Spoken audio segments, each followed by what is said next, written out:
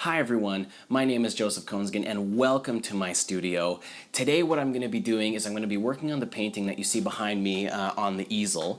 It's a great horned owl that's going to be sleeping, and as you can see I've already finished the background, which is all these snow-covered branches and frosted pine needles, which has turned out quite well, and I'm very happy with the result. And so all I have left to do is paint the great horned owl sitting on the branch. Now, if you remember from one of my previous videos, I had gone out looking for great horned owls, and I was able to find one and get some great photos and some great reference. If you haven't seen that video, I'll post a link in the description below. And so over the next couple days, what I'm going to show you is the process that I'm going through and some of the colors that I mix to paint this owl. And you know, it might take a day or two, so most of it is going to be time lapse, but I will describe what I'm doing, and I'll show you some of the colors that I use and that I mix. And so I'm going to turn around and I'm going to start painting, and I'll show you what I'm doing.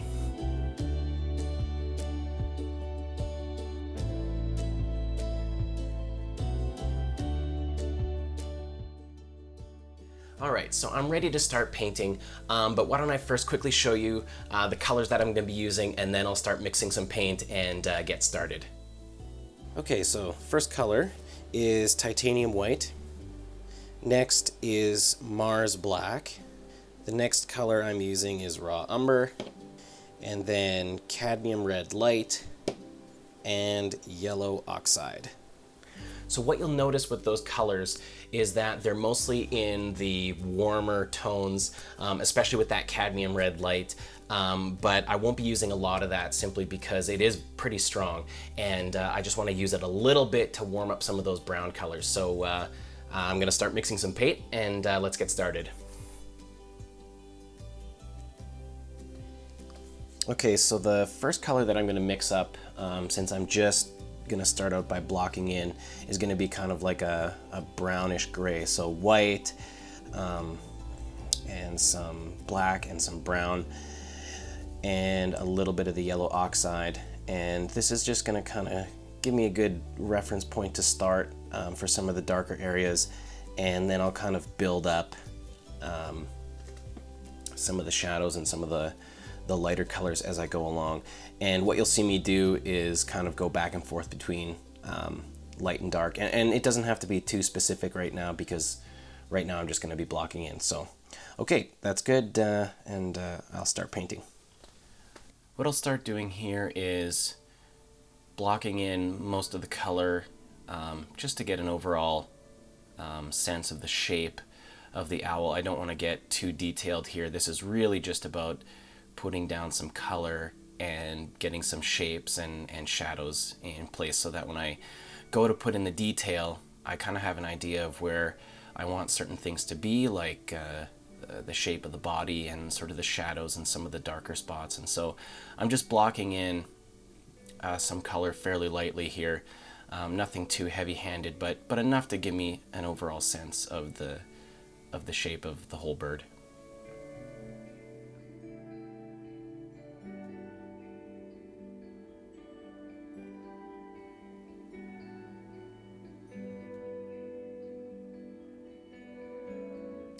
Okay, so that's the first part of this owl done, and it looks a little bit messy right now, but the main goal with that first part of the blocking in phase was just to get some colors down so I could get an overall sense of the bird and some light and shadow. And so next is going to be my favorite part, and that's going to be adding detail. I'm going to start with the face, and then I'll work my way down to the body and the wing and the tail, and go from there. For the detail for the face, I'm going to start by darkening some of the colors that I had put in there for the blocking in phase. I noticed afterwards that they weren't quite as dark as I would have liked them to be, so I just go back and I darken some of those colors and just slowly start building up the detail, really looking at my reference photo and really trying to put everything in the correct place, and then I'll start adding much darker details like you see here, sort of with the eyes and the nice dark stripes that outline the facial discs. And so I'll just kind of go back and forth adding highlight and shadow, and the more highlight and shadow I add, the more I see certain things need to be kind of cleaned up and fixed. And in this beginning part, it tends to look a little bit messy and a little bit rough, but hopefully if I just stick with it and keep going, then it'll slowly get more refined, and certain things need to be added or taken away or covered over, and I'll just kind of keep working it up and adding more dark and adding more light to finally get to that spot that I like. And what you'll notice here is that once I blend some of these colors together and kind of smooth out some of those rougher brush strokes, then it really starts to come together. And the thing that makes it come together the most is this next part here, where I'm going to add highlights to all of the bird's features, so that sort of prominent, the little ears and the prominent kind of ridge above the beak and the facial discs, and then it really seems to bring it together and bring it to life.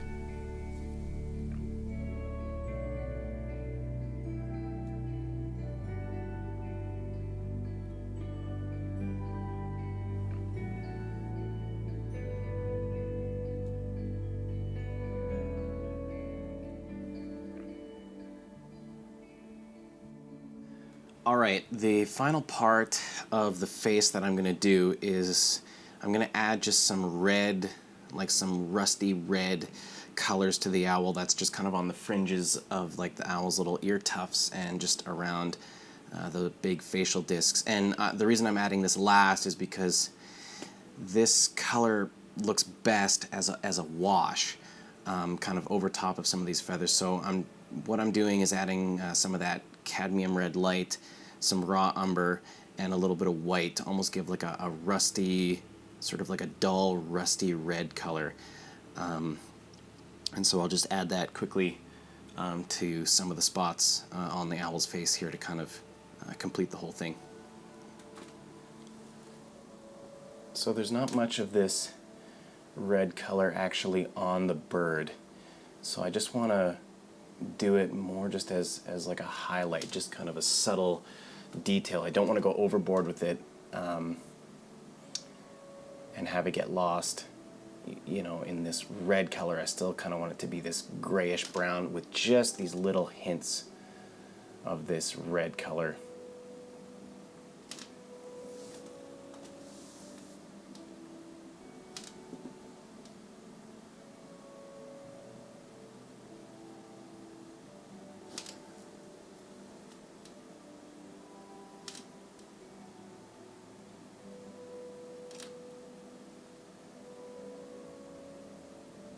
Okay, I think that does it for the face.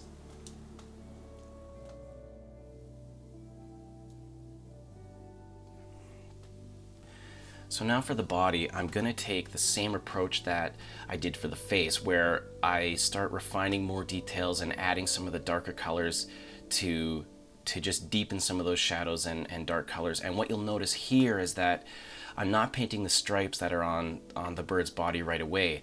I'm painting all the feathers and painting the shape of the bird before I paint the stripes. And the reason I'm doing that is because I want to get a really good sense of the shape of the bird and the overall structure of the feathers before I put those stripes on. I've found that when I paint animals or birds that have stripes on them, it's much better to start with painting the whole body so that the bird actually has like a proper shape to it, rather than starting out with the stripes and then you have to work between them and between the lines and between all those stripes. So I go in and I get an overall sense of each feather and kind of the direction and really give that bird a three-dimensional shape with all the light and the shadow. And then afterwards I'll go in and start painting the stripes. So here I'm just adding highlights and shadows and just refining the whole shape of the bird to make sure that it looks right before I start painting in with the stripes.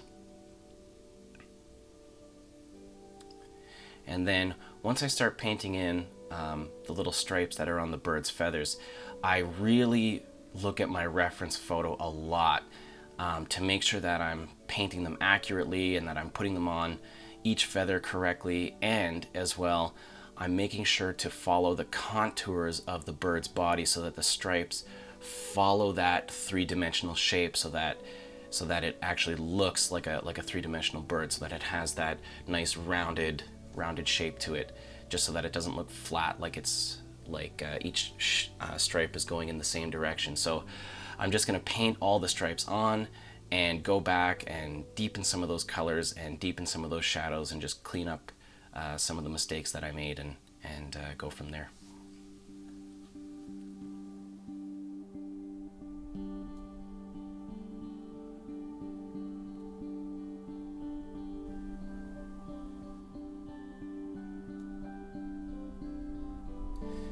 And then once all the stripes are done, I'm just going to go back and add some deeper shadows and some deeper colors. I noticed that it wasn't quite dark enough in some spots, and so I just went back with a little bit of darker color and cleaned up a few spots and added some deeper shadows just to really make that bird, you know, pop, and some of those highlights really pop. So then I go back and add some of those deeper colors and add a little bit of highlight here and there where it needs, and just make some final adjustments before the entire bird is done.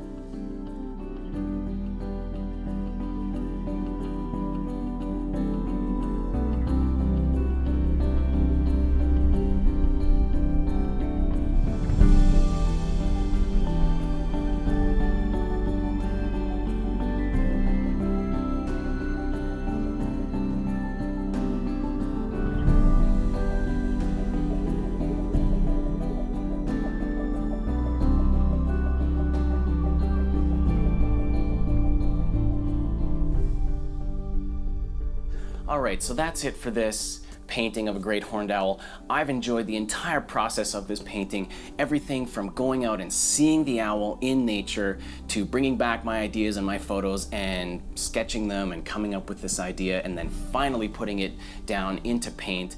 And the challenge with this particular painting was that I was taking the owl in a particular lighting situation where I had seen it in bright sunlight and putting it into this darker, cloudy winter day.